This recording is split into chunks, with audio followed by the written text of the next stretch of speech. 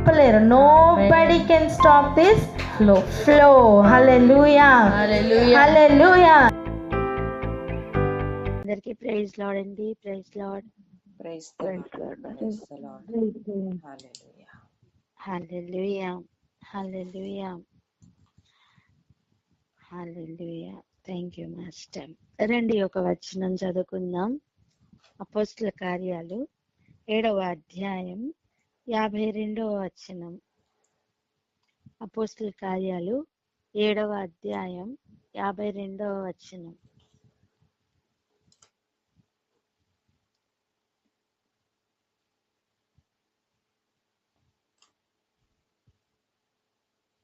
గట్టి ఆంటీ చదవండి ఆంటీ. అపోస్తల కార్యాలు 7వ అధ్యాయం 52 verse అక్క. 52 కదమ్మా? అవునక్క 52. అవునక్క 52. అవునక్క. అపోస్తల కార్యాలు 7వ అధ్యాయము 52వ వచనం. మీ పితరులు ప్రవక్తల్లో ఎవరిని హింసింపకయుండిరి, ఆ నీతిమంతుని రాగవిడిచి ముందు తెలిపిన వారిని చంపిరి. ఆయనను మీరు ఇప్పుడు అప్పగించి హత్య చేసిన వారైతిరి. హల్లెలూయా. ఈ సంగతిని కొంచెం ఆలోచన చేయాలి. దయచేసి అర్థం చేసుకుందాం. ఇది అర్థం చేసుకోవడానికి మనం కొన్ని కాలాల్ని మనం అర్థం చేసుకోవాలి. మొదటి 4000 సంవత్సరాల కాలం అంటే భూమిని ఇప్పుడు నరుల కోసం సిద్ధపరిచి సూర్యచంద్ర నక్షత్రాలను పెట్టి కాలములను, దినములను, సూచనలను అవి తెలుపునట్లుగా దేవుడు 4వ రోజు చేసి, నిజానికి నిరాకారంగాను శూన్యంగాను మారిపోయిన భూమిని మరలా రిపేర్ చేసి దేవుడు మనుషులను తయారు చేసి నేల మట్టి నుండి మనుషులను తీసి దేవుడు భూమిని మరలా భూమి మీద నరులకు భూమిని అప్పగించిన తర్వాత నుండి అప్పటి నుండి మలాకీ గ్రంథం వరకు, అనగా అర్థం యేసు ప్రభు రాక గురించి పూర్తి ప్రవచనాలు చెప్పబడి ఇక ఒక సైలెంట్ పీరియడ్ ని అనుభవిస్తున్న టైం వరకు, యేసు ప్రభు పుట్టుక వరకు అనొచ్చు, అక్కడ వరకు అయిన కాలం ఇంచుమించు 4000 సంవత్సరాలు. ఇలా చెప్పుకుందాం. ప్రవచనం పలకడానికి ఇచ్చిన కాలం 4000 సంవత్సరాలు అని చెప్దాం. ప్రవచనం ఇచ్చిన కాలం 4000 సంవత్సరములు. ప్రవచనం పలకడానికి ఇచ్చిన కాలం 4000 సంవత్సరాలు. నా వాయిస్ క్లియర్ గా ఉందా అక్క మీకు? ఉందిరా, ఉంది. రైట్. ఓకే, థ్యాంక్ యూ అక్క. చెప్పండి. ప్రవచనం పలికించడానికి ఇచ్చిన కాలం 4000 సంవత్సరాలు అని. ప్రవచనం పలికించడానికి ఇచ్చిన కాలం 4000 సంవత్సరాలు.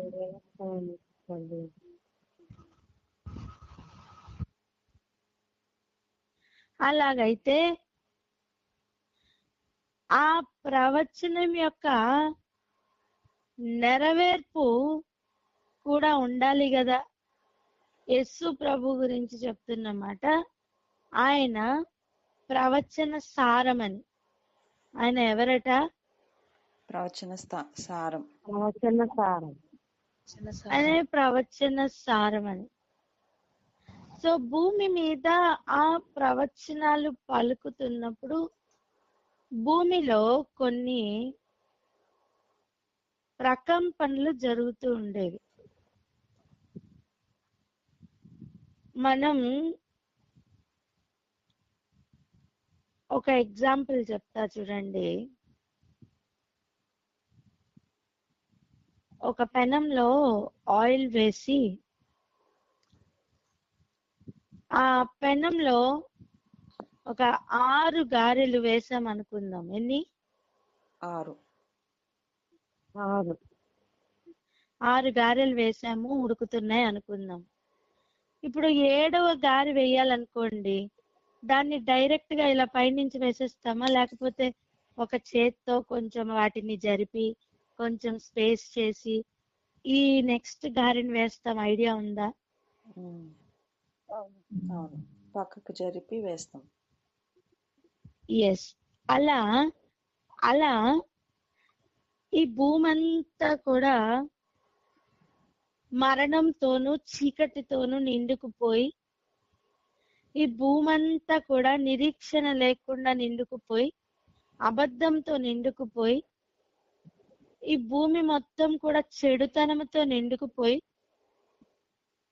అవిధేయతతో నిండుకుపోయి, అపవిత్రతతో నిండుకుపోయి ఉన్న సమయం ఒక పరిశుద్ధుడు, ఒక విధేయుడు, ఒక ప్రవచన సారమైన వ్యక్తిని ఆ పెనంలోకి లేకపోతే ఆ భూమిలోకి పంపించడానికి దేవుడు స్పేస్ చేస్తున్న, ఎడమ చేతితో నువ్వు కొంచెం అన్నిటిని పక్కకి జరిపి కొంచెం ప్లేస్ చేస్తాం చూసారా? ఒక ప్రవచనం పలుకుతున్నప్పుడు అటువంటి స్పేస్ ఏర్పడుతుంది. కమాన్, ఎంతమందికి అర్థమవుతుంది? అర్థమవుతుంది. నీ మైండ్ అంతా కూడా నిరీక్షణ లేకుండా నిండుకుపోయిన సమయం ఒక ప్రవచనం చేసే పని ఏంటి తెలుసా? నీ మైండ్ లో స్పేస్ ని కలిగించడం. హల్లెలూయా. హల్లెలూయా. ఈ రోజు గనక ఈ విషయం అర్థమైతే,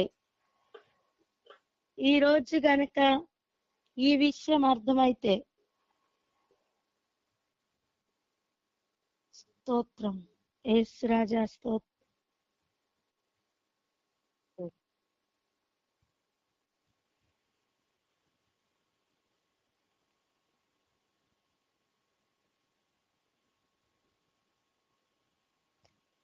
హల్లెలూయా. కాల్స్ అన్ని కట్ అవుతున్నాయి. దయచేసి గ్రౌండ్ ప్రేయర్ లో ఉండండి.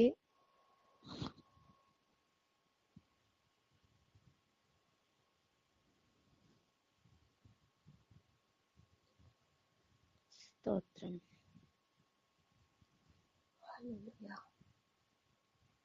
అమూల్య, ఉన్నావుమా? ఒక పాట పాడినానా?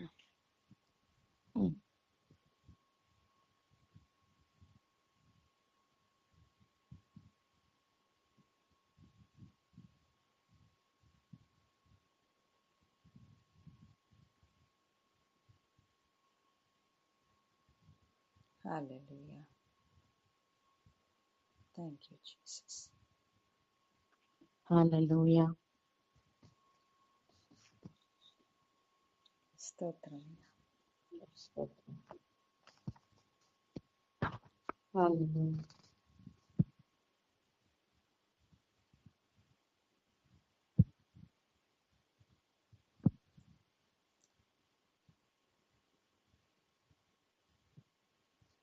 Thank you, Father. Hallelujah. స్తోత్రం. మంచివాడవు యేసు, మంచివాడవు, మంచివాడవు యేసు, మంచివాడవు, మంచివాడవు యేసు, మంచివాడవు, మంచివాడవు యేసు, మంచివాడవు, మంచివాడవు యేసు, మంచివాడవు.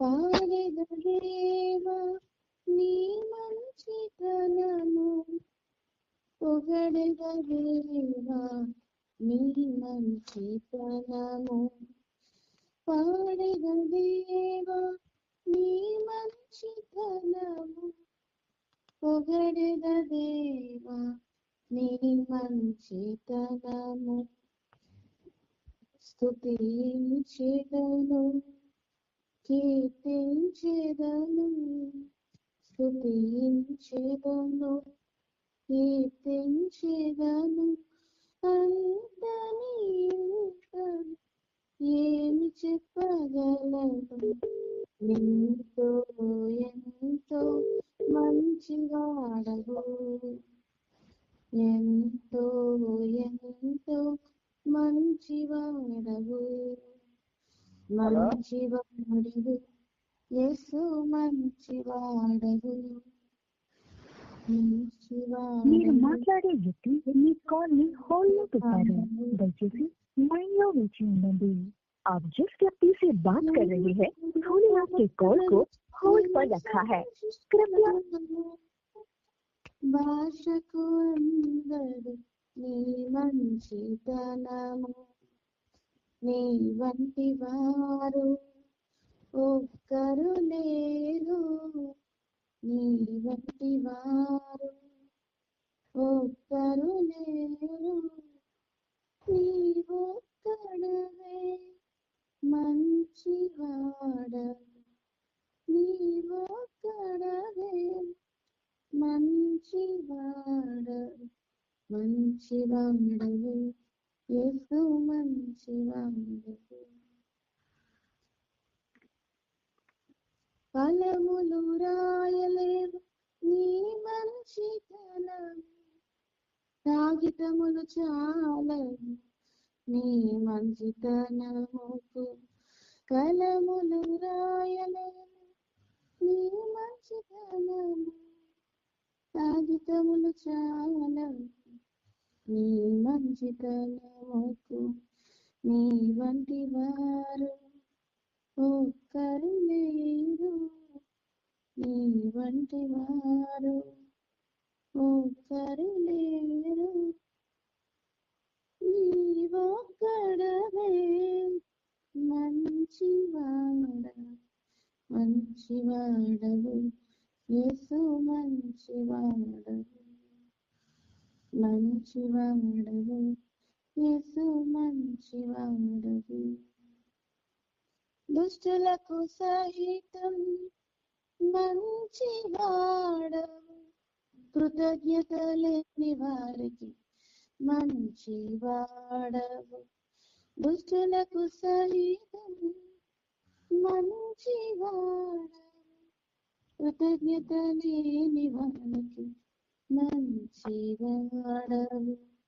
నీ వంటి వారు ఒక్కరు లేరు నీ వంటి వారు ఒక్కరు లేరు నీవొక్కడవే మంచివాడవు నీవొక్కడవే మంచివాడవు మంచివాడవు యేసు మంచివాడవు మంచివాడవు యేసు మంచివాడవు మంచివాడవు యేసు మంచివాడవు మంచివాడవు యేసు మంచివాడవు మంచివాడవు యేసు మంచివాడవు పాడెద దేవా నీ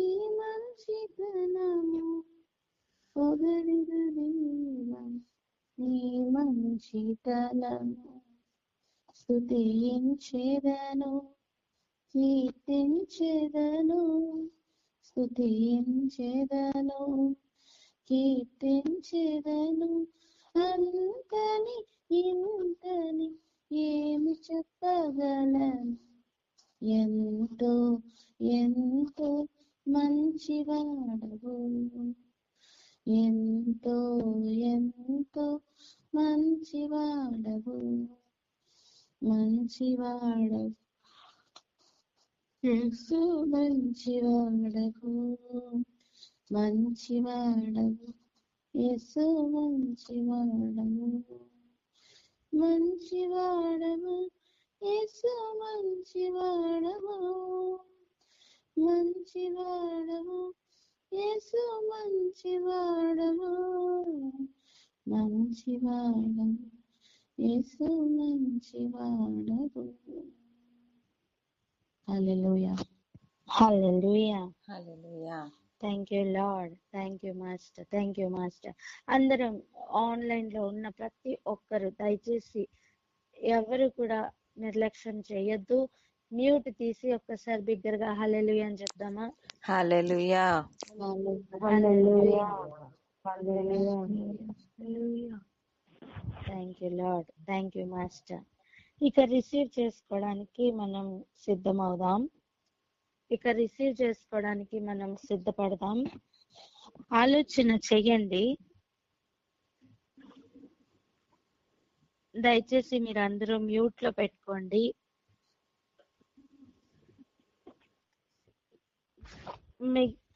మిగిలిన వారందరూ వినడానికి మనం స్పేస్ ఇద్దాం. మీ మొబైల్స్ నుంచి వస్తున్న, మీ గ్యాడ్జెట్స్ లో నుంచి వస్తున్న శబ్దాలు చాలా డిస్టర్బెన్స్ గా ఉంటున్నాయి కనుక మ్యూట్ లో పెట్టుకోండి. మీరు మాట్లాడేటప్పుడు, మీరు ఏదైనా స్థాపించేటప్పుడు లేదా మీరు ప్రార్థించేటప్పుడు మీరు మ్యూట్ తీయచ్చు.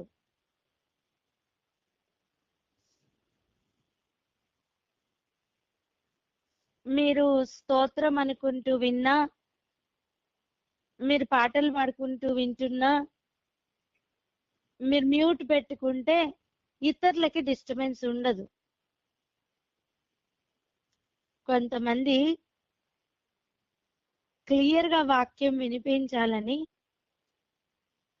చెవుల లోపలికి ఇయర్ ఫోన్స్ కానీ గ్యాడ్జెట్స్ కానీ పెట్టుకుని వింటున్నప్పుడు మనం చేస్తున్న డిస్టర్బెన్సెస్ వారి చెవుల్లోకి వెళ్ళడం భావ్యం కాదు కదా. వాక్యానికి అభ్యంతర కారణంగా మనం కానీ మన ఫోన్స్ కానీ ఉండకూడదు కదా. అందుకే దయచేసి మ్యూట్ లో పెట్టుకోండి. స్తోత్రం. ఇక ముందుకు వెళ్దాం. చూడండి, ఆలోచన చేయండి.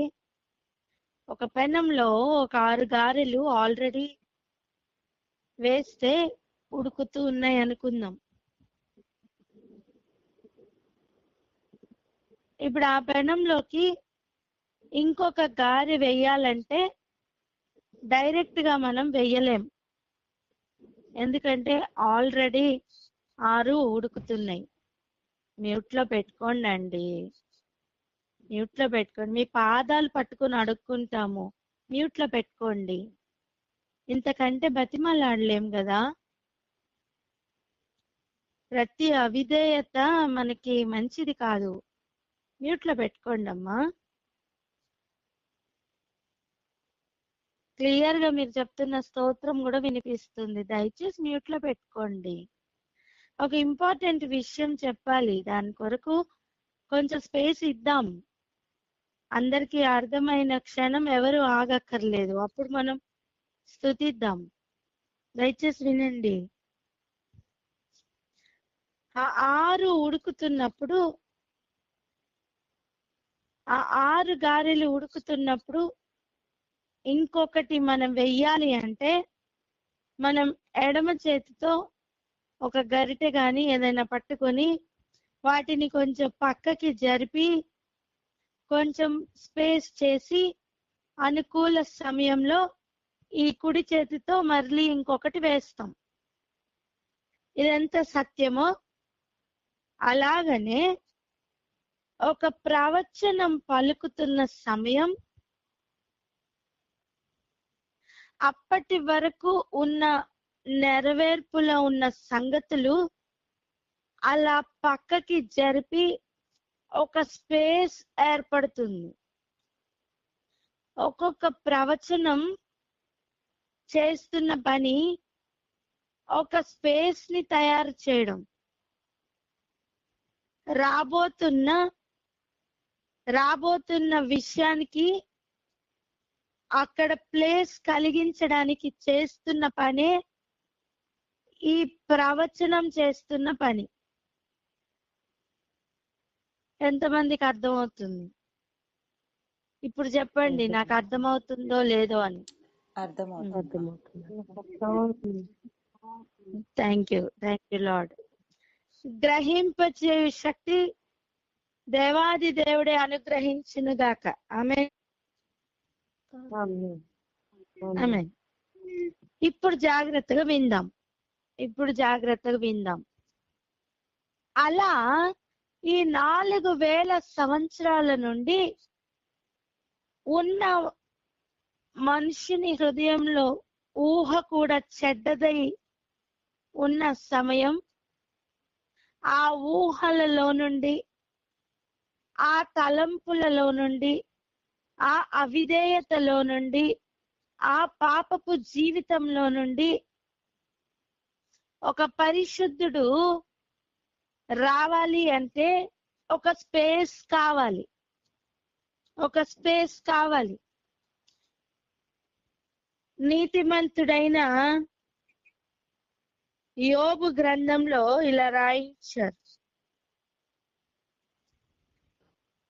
ఏమంటే యోబు 12:11 చూడండి.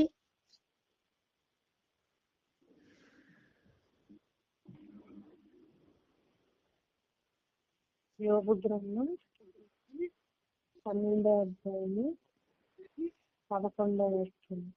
యోబు గ్రంథం 12వ అధ్యాయము 11వ వచనం.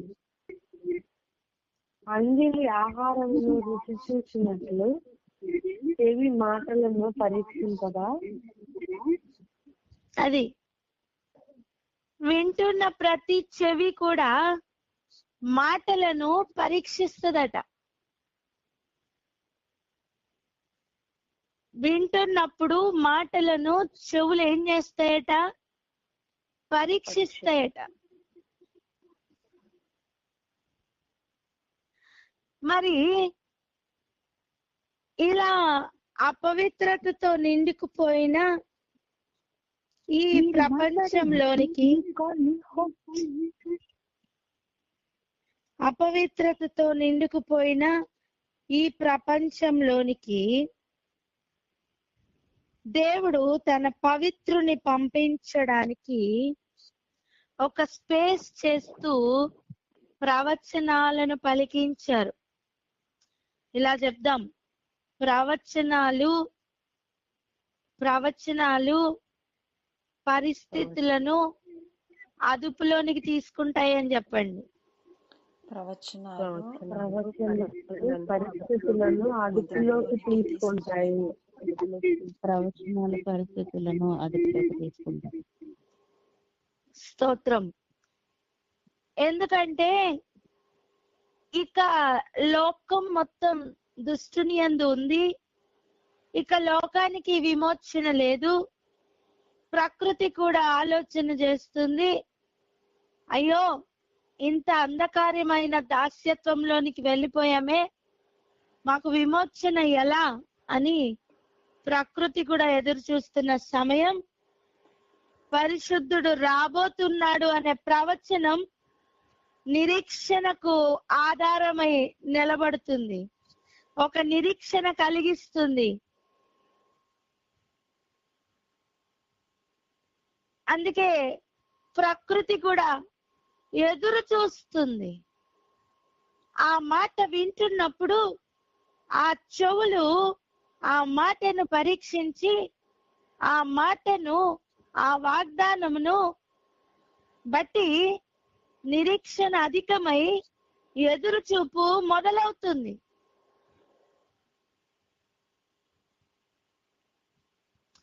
ఆ ప్రయాణంలో ఉన్నవారు ప్రాణాల్ని కూడా తెగించగలరు.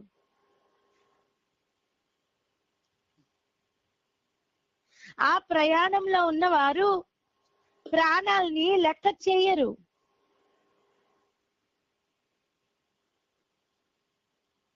ఇదిగో పూర్వకాలము నుండి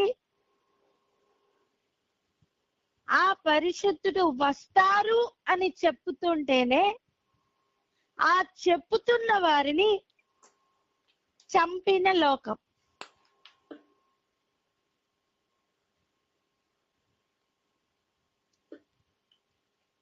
దయచేసి అర్థం చేసుకుందాం. అపోస్తల కార్యాలు 7వ అధ్యాయం 52వ వచనంలో మనం చదివిన విషయం, ఆ నీతిమంతుని రాక గూర్చి ముందు తెలిపిన వారిని చంపిరి. ఆ స్పేస్ కలిగించడానికి వచ్చిన వారిని వారు చంపేశారు. లోకం చంపేసింది. స్పేస్ కలిగించడానికి, ఆ స్థలమును కలిగించడానికి వచ్చిన వారిని కూడా చంపేసింది. అంటే ఆ స్పేస్ ఎంత ముఖ్యం, ఆ రాబోతున్న నీతిమంతుడు ఎంత ముఖ్యం అర్థం చేసుకుందాం.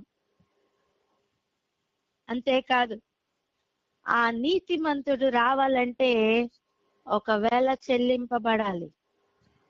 ఆ నీతిమంతుడు భూమి మీదకి రావడానికి ఆ నీతిమంతుడు ఎంత గొప్ప వెల చెల్లించబోతున్నాడో దాని యొక్క ప్రారంభమే ఆ చంపబడడం.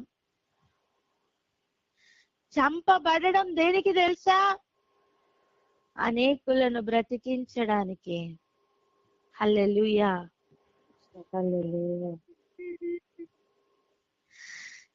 చంపడం వేరు, చంపబడడం వేరు. యేసు ప్రభు వెళ్ళిన అనుభవం చంపబడే అనుభవం. చంపబడే అనుభవం గురించి పలకడానికి వచ్చిన వారు కూడా చంపబడే అనుభవంలోనే ప్రయాణం చేశారు. ప్రవక్తలు ప్రవచనములను పలికిన ప్రవక్తలు వెళ్ళిన ప్రయాణం చంపబడే ప్రయాణం. లోకం నీతిమంతుని రాకను గురించి కూడా సహించలేకపోయింది.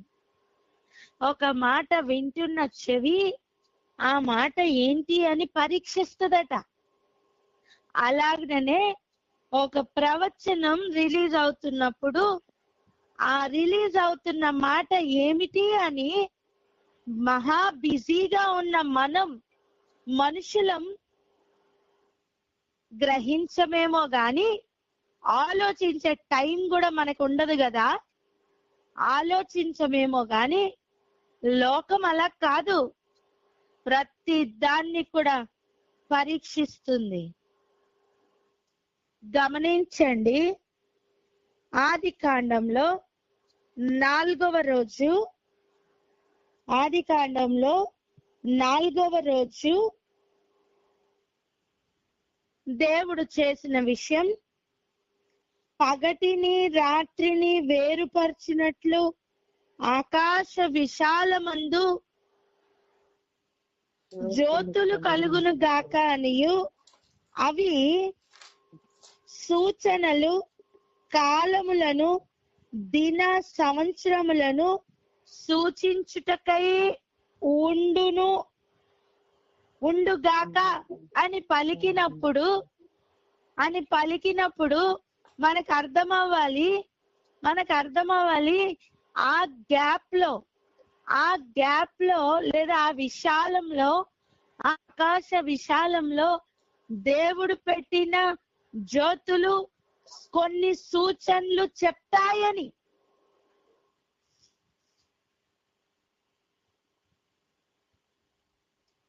ఆకాశంలో దేవుడు పెట్టిన జ్యోతులు కొన్ని సూచనలు చూపిస్తాయి.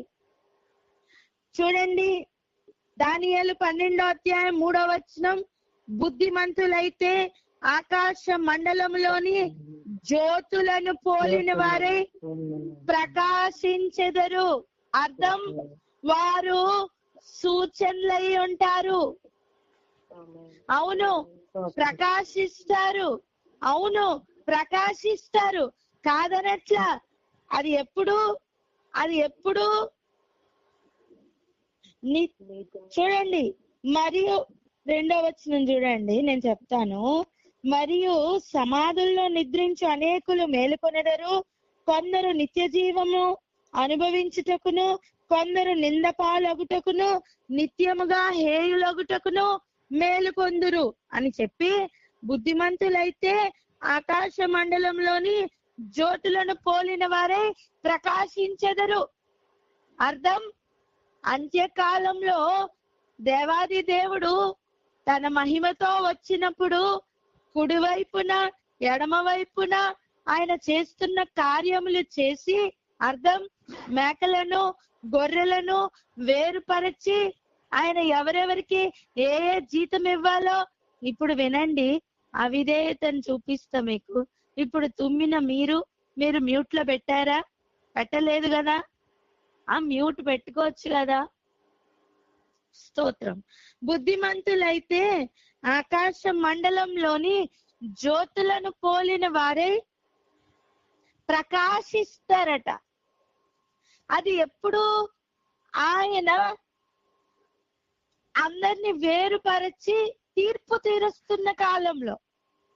కానీ నేనేమంటున్నా అంటే, వారి ఆకాశ మండలంలో జ్యోతులు అని డిసైడ్ అయిన ఆ ముందే, ప్రపంచంలో కూడా ఇంతకు ముందే, అంటే తీర్పు కాలం వరకు కాక ముందే ప్రపంచంలో వారు జ్యోతులయ్యే ఉంటారు. జ్యోతి కాకుండా ఉంటుందా? నక్షత్రం కాకుండా ఉంటుందా? కాదు. చూడండి, నక్షత్రం లేదా ఒక జ్యోతి, పెద్ద జ్యోతి చిన్న జ్యోతి ఏది? సూర్యుడు చంద్రుడు. స్తోత్రం. ఓకే, ఇప్పుడు చూడండి, అవి ఆకాశ మండలంలో పెట్టడానికి కారణం లేదా పెట్టబడడానికి కారణం అవి సూచనలు చూపిస్తాయి. నేనేమంటున్నా అంటే, ఆ జ్యోతులు ప్రకాశించడం అనేది యుగ యుగాలు ప్రకాశించే కాలం నాకు చేరిన తర్వాత. అయినా అవి జ్యోతులు గనుక భూమి మీదకి పంపించినప్పుడు అవి భూమికి సూచనలై ఉంటాయి. అవి భూమికి సూచనలు చూపిస్తాయి. ఏమంటున్నా అంటే, జ్యోతులను ఎవరైనా సరే చూడకుండా ఉండగలరా? నిండు పౌర్ణమి, చక్కటి వెన్నెల వెలుగు, నువ్వు బయటికి వెళ్ళావు, ఎంత బిజీగా ఉండు, ఒక్కసారన్నా పైకి కన్నులెత్తి చూడవా? చూస్తాం. నేను అంటాను, ఖచ్చితంగా చూస్తాం. ఎంత బిజీగా ఉన్నా సరే దాని ఉనికి మనం గుర్తుపడతాం, దాని వెలుగుకి మనం కొంచెం చలిస్తాం. అలాగనే భూమి మీదకి దేవుడు పంపించిన సూచనలైన వారు గొప్ప జ్యోతుల వల్లే ప్రకాశించబోతున్నారు. నిజానికి ఒక మాట చెప్పనా, ఈ రోజు నువ్వు ఇది జ్యోతి కాదేమో అనుకొని నిర్లక్ష్యం చేస్తున్నవి ఆ రోజు ప్రకాశిస్తూ నిత్యము వెలుగుచున్న జ్యోతుల వల్లే పెట్టబడినప్పుడు, అయ్యో ఇది ఇది ఇది ఆకాశ మండలంలో ఉండే జ్యోత, అయ్యో నేను ఇది గుర్తుపట్టలేదే, దీనిని నేను చంపేనే అని బాధపడే రోజు ఒకటి రాబోతుంది. గ్రహించువారు గ్రహించుదురుగాక. కానీ చూడండి, చెప్పుతున్న విషయం ఏంటంటే, ఆ జ్యోతులు ఏం చేస్తాయట? ఇప్పుడు చూడండి, దానియేలు 12:3 ఇలా రాయించారు, నీతి మార్గమును అనుసరించి నడుచుకొనున్నట్లు ఎవరు అనేకులను త్రిప్పుదురో వారు నక్షత్రం వలె నిరంతరము ప్రకాశించెదరు. నీతి మార్గం అనగా నీతిమంతుని యొక్క మార్గం.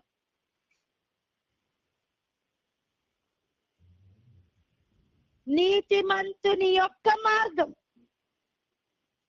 ఇప్పుడు వెళ్దాం అపోస్తల కార్యములు 7వ అధ్యాయం 52వ వచనం. ఆ నీతిమంతుని రాకను గూర్చి ముందు తెలిపిన వారిని చంపిరి. అర్థం, జ్యోతులను భూమి మీదకి రానివ్వట్లేదని అర్థం. స్తోత్రం.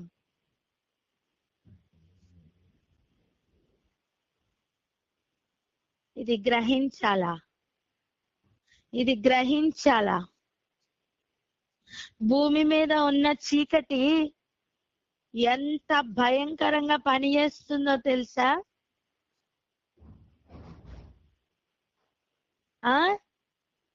నీతిమంతుని యొక్క రాకను గురించి చెప్పడానికి వచ్చిన పూర్వపు ప్రవక్తలు వారి చేస్తున్న ప్రవచన కాలం అంతా వారు ఏర్పాటు చేస్తున్నది ఒక స్పేస్, ఒక ప్లేస్ చేస్తున్నారు వాళ్ళు.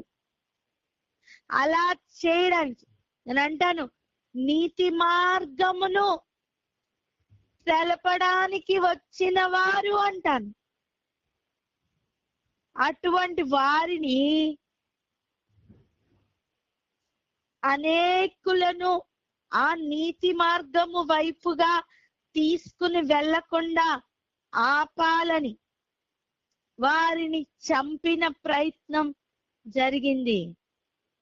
చంపేటట్లుగా దాడి జరిగింది.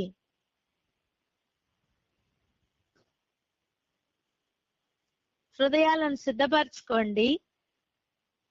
నీతి మార్గం గురించి ప్రవచించడానికి వచ్చిన ప్రవక్తల్నే చంపేస్తే, నీతిమంతుణ్ణి కూడా చంపి ఉంటే, నీతి మార్గంలో ప్రవేశించాలని, నీతి మార్గంలో నడవాలని నువ్వు ప్రయత్నం చేస్తే నిన్ను చంపరా అని నా ప్రశ్న.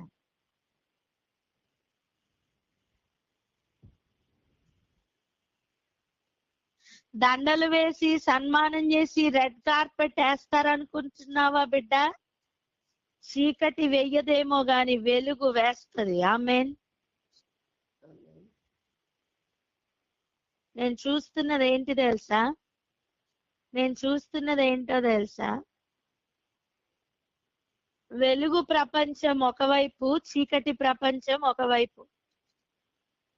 ఈ గ్యాప్ లో నిలబడిన సూచనలుగా నిలబడిన ఈ జ్యోతులను చంపాలని చీకటి ప్రపంచం, వెలిగించాలని వెలుగు ప్రపంచం చేస్తున్న యుద్ధంలో నువ్వు నేను ఉన్నానని నేను చూస్తున్నాను. హల్లెలూయా. హల్లెలూయా.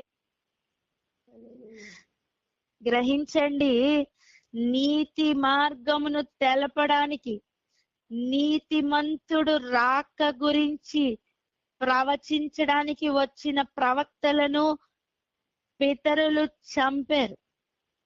అంతేకాదు, నీతిమంతుని కూడా చంపారు.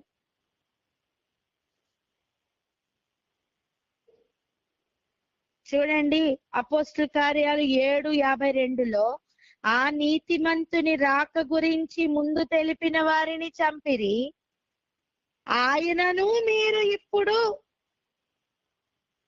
అప్పగించి హత్య చేసిన వారైతిరి. అర్థం, ఆ నీతిమంతుని కూడా మీరు చంపారు. ఇప్పుడు అన్స్పోకెన్ గా ఉన్న నెక్స్ట్ వచనం, నెక్స్ట్ చెప్పకుండానే చెప్పుతున్న మాట, ఆ నీతి మార్గం అనుసరిస్తున్న వారిని కూడా చంపుతారు అని కాదా?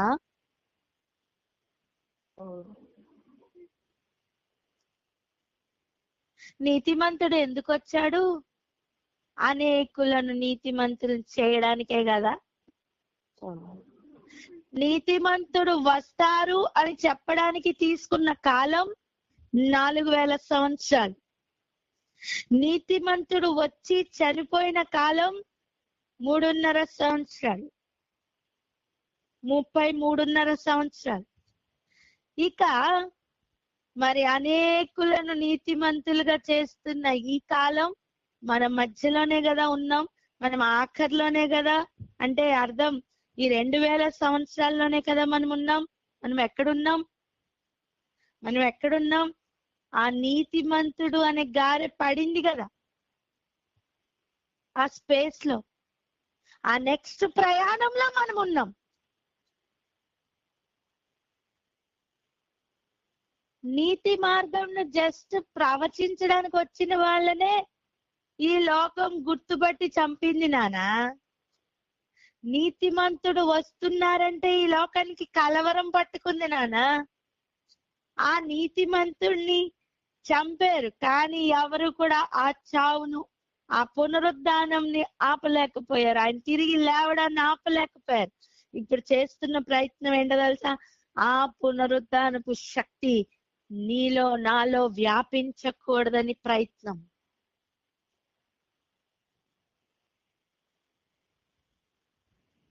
నువ్వు నిజంగా నీతి మార్గంలో నిలబడాలనుకుంటున్నావా? అయితే నీకు ఒక ప్రిపరేషన్ కావాలి.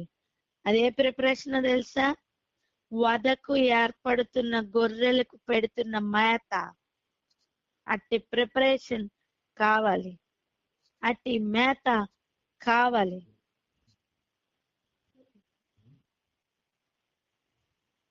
మనం చంపుతున్న వారి కోణంలో చూడట్లా, మనం చంపబడుతున్న వారి కోణంలో చూస్తున్నాం.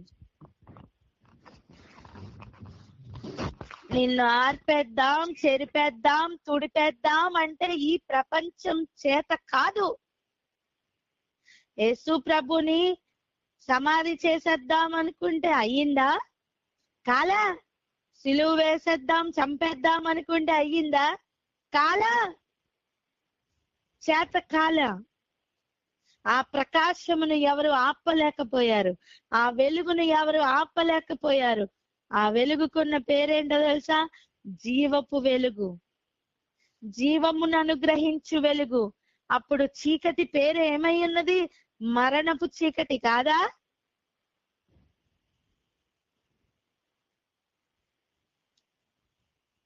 ఒక చిన్న జ్యోతిగా ఉండి అనేకులను నీతి మార్గంలో నడిపించాలనుకుంటున్నావు నక్షత్రమా.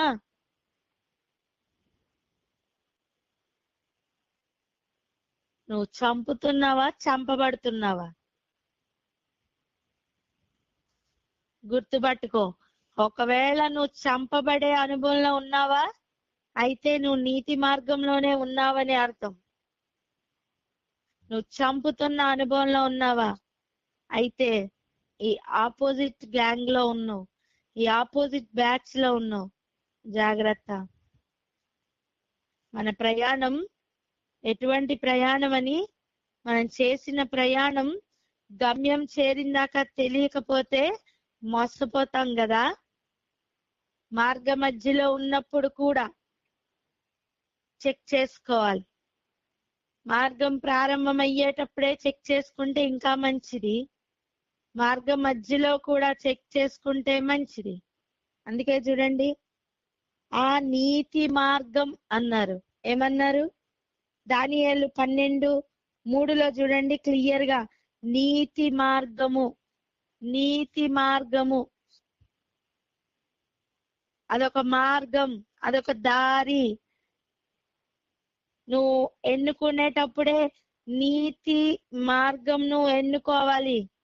నీ ప్రయాణం ప్రారంభించేటప్పుడే నువ్వు నీతి మార్గంలో కాకుండా నీ ప్రయాణాన్ని కొనసాగిస్తుంటే గమ్యం కరెక్ట్ గా చేరతానని భ్రమపడిపోతావు.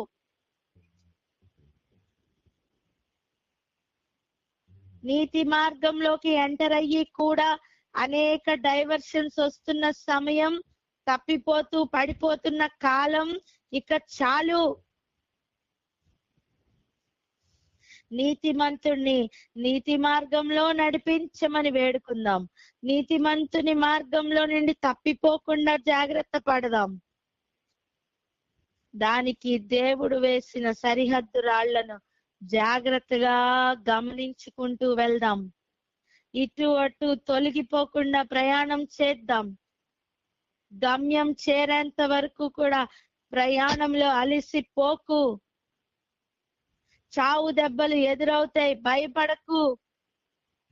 నీతి మార్గం గురించి ప్రవచించడానికి వచ్చిన వారే చంపబడ్డారంటే నువ్వు నీతి మార్గంలో పరిగెత్తాలనుకుంటున్నప్పుడు మరి నీ మీద కూడా దాడులు జరుగుతాయని గ్రహించు. నాకెందుకు ఇలా అవుతుంది అని ప్రశ్నించుకునే పరిస్థితుల్లో నువ్వు లేవు. అంత సమయం కూడా నీకు లేదు. ఒకరితో ఒకరు చెప్పండి, కమాన్ పరిగెత్తుదామని. కమాన్ పరిగెత్తుదాం. అయితే ప్రార్థన చేద్దాం అక్క. హల్లెలూయా.